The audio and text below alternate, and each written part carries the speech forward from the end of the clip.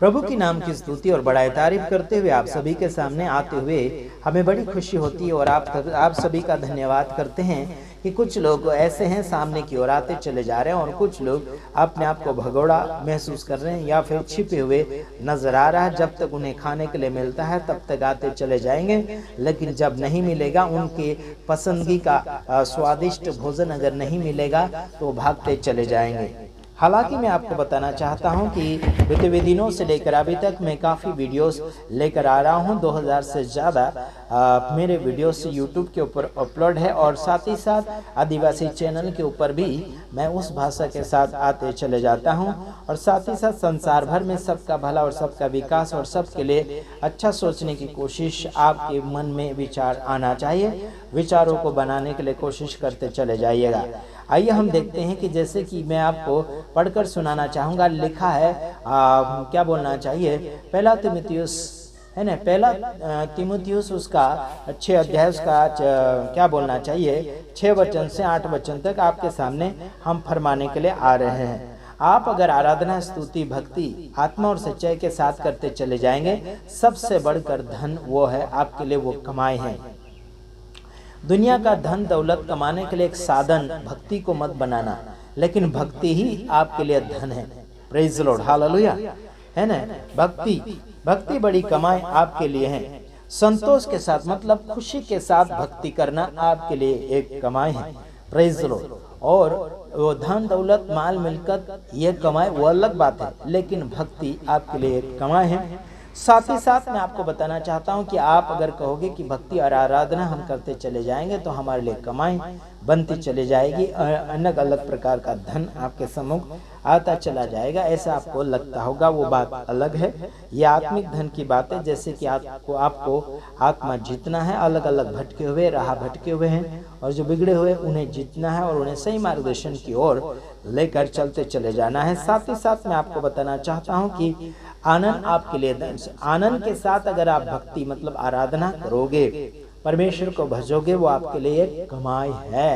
धन दौलत कमाने की बात वो मैं नहीं कर रहा हूँ, लेकिन आपके लिए क्या है कमाई? भक्ति बड़ी कमाई। किसके साथ? खुशी के साथ, आनंद के साथ अगर करोगे भक्ति आराधना तो आपके लिए वो कमाई है।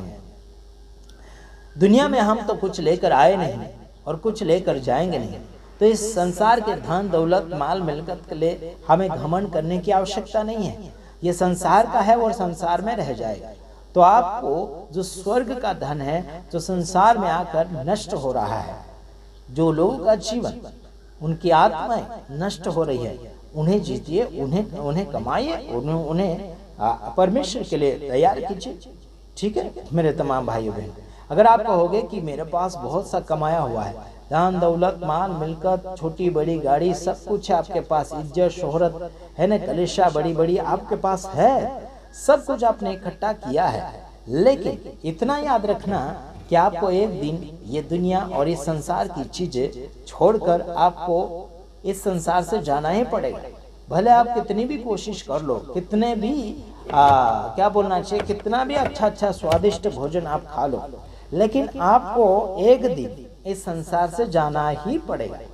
आप जबरन रुक भी नहीं सकते और आप क्या बोलना चाहिए अपनी मनमर्जी कर भी नहीं सकते, क्योंकि हर व्यक्ति का निश्चित है कि एक बार पैदा होना, एक बार मरना और एक बार उसका न्याय होना निश्चित लिखा गया है। हालांकि अपनी मर्जी से आप इस दुनिया में रह नहीं सकते। फिर आप कहोगे कि मेरा तो खेत भी है, मेरा नौकरी धंधा है, मेरे माल मिलकर धन दौलत सब कुछ है, मैं यहीं पर रहूंगा। ऐसे अगर आप कहोगे तो आप गलत फहमी में और गलत विचारों के साथ चल रहे हैं।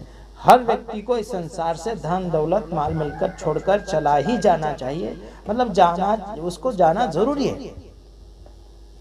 क्योंकि काफी लोग सोचते हैं कि धन दौलत हमारे लिए भगवान है, ऐसे सोचते हैं। धन दौलत को छोड़कर आपको इस दुनिया से जाना ही पड़ेगा। इसीलिए कहता हूं कि धन दौलत अगर आपके पास है तो उसके ऊपर घमंड करने की जरूरत नहीं है, बल्कि जिसके पास नहीं है उसे देने की कोशिश करें, उसे देकर उसकी जरूरतें पूरी करने की कोशिश करें, उसकी गरीबी दूर करने की कोशिश करें। इसी में आप सबका फायदा है। Praise the Lord. ताकि वह सामने वाला व्यक्ति आपके लिए दुआ करें, ताकि आप और सुरक्षा का जीवन जीते रहें। आइए मैं आपके लिए पढ़ना चाहूंगा 7वां वचन, क्योंकि न हम जगत में कुछ लाए हैं और न कुछ ले जा सकते। कुछ भी ले जा नहीं सकते, समझ में आ रहा है मेरे भाइयों बहनों? ले जा नहीं सकते क्योंकि लाए ही नहीं। अगर लेकर आते तो है ना, लेकर जाते। अगर संसार में आप लेकर आते, स्वर्ग से परमेश्वर के पास से कुछ लेकर आते तो लेकर जाते, है ना। लेकर ही नहीं आए तो लेकर क्या जाओगे, है ना। ऊपर से कुछ लाए नहीं तो नीचे से क्या ले जाओगे, कुछ नहीं।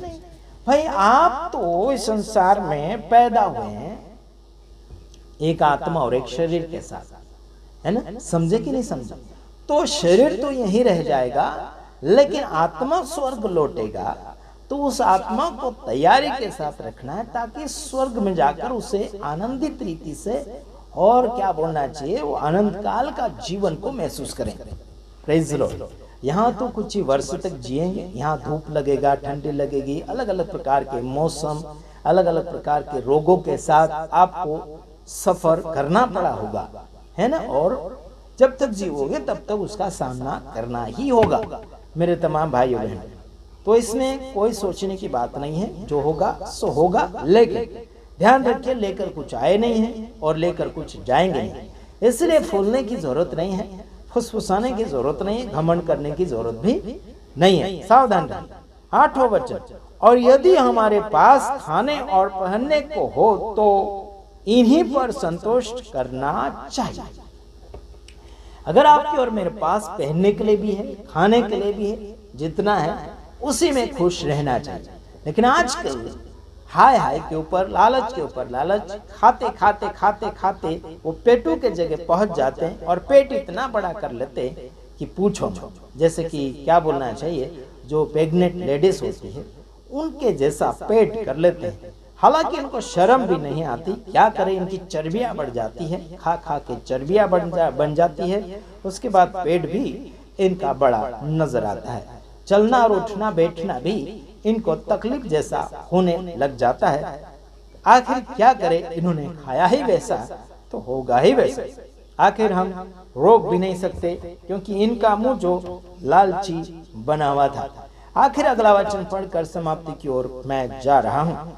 आइए 1 तीमुथियुस उसका 6 अध्याय उसका 10 वचन, क्योंकि रुपयों का लोभ सब प्रकार की बुराइयों की जड़ है। हेलो, रुपयों का लोभ मतलब पैसों का लालच सब प्रकार की बुराइयों की जड़ है। तो इस जड़ को क्यों हम पकड़ें?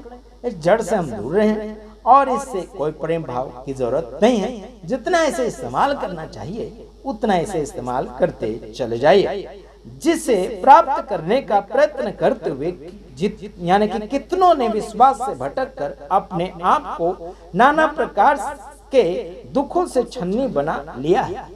पैसों को प्राप्त करने के लिए लोग क्या किए हैं, इनसे मतलब रास्ते भटक गए हैं, साथ ही साथ ईश्वर से भी भटक गए। और क्या बोलना चाहिए, अलग अलग प्रकार के दुखों से इनका जीवन, इनका विचार, इनका दुख जो क्या बोलना चाहिए छन्नी बन चुका है। इनके अपने आप को इन्होंने दुखों से छन्नी बना दिया है। ये दुख वो दुख, ये दुख वो दुख, ये दुख, कहीं भी शरीर में अच्छा सा अनुभव, आनंद सा अनुभव ही नहीं हो रहा है इन लोगों, क्योंकि इधर उधर ये दुखना वो दुखना, ये दुखना वो दुखना हो ही चुका है। क्योंकि इनका लालच जो है पैसों के ऊपर है, और इसको प्राप्त करने के लिए विश्वास से भटक भी जाते हैं।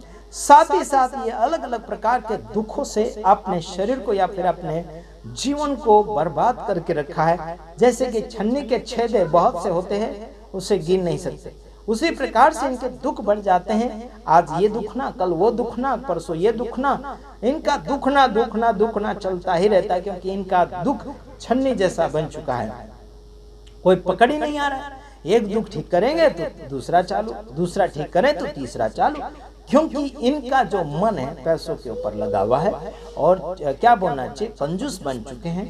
और साथ ही साथ ये आगे की ओर जरूरतमंदों को भी मदद नहीं कर रहे हैं, सेवकाई को भी नहीं बढ़ा रहे हैं। इसके वजह से इनकी प्रॉब्लमें बढ़ती चली जा रही और साथ ही साथ इनको इधर उधर हाथ फैलाना पड़ता है प्रार्थना के लिए या फिर चंगाई के लिए, छुटकारा के लिए, क्योंकि इनके पास विश्वास की भी कमियां हैं। क्योंकि विश्वास से भटक चुके हैं, तो फिर विश्वास है ही नहीं तो प्रार्थना कैसे कर पाएंगे। बाइबल में तो लिखा है कि विश्वास करने वालों की प्रार्थना के द्वारा बड़े बड़े चिन्ह चमत्कार होंगे और उनकी प्रार्थना से काफी लोग चमत्कार को महसूस करेंगे, अनुभव करेंगे, चंगाई को प्राप्त करेंगे।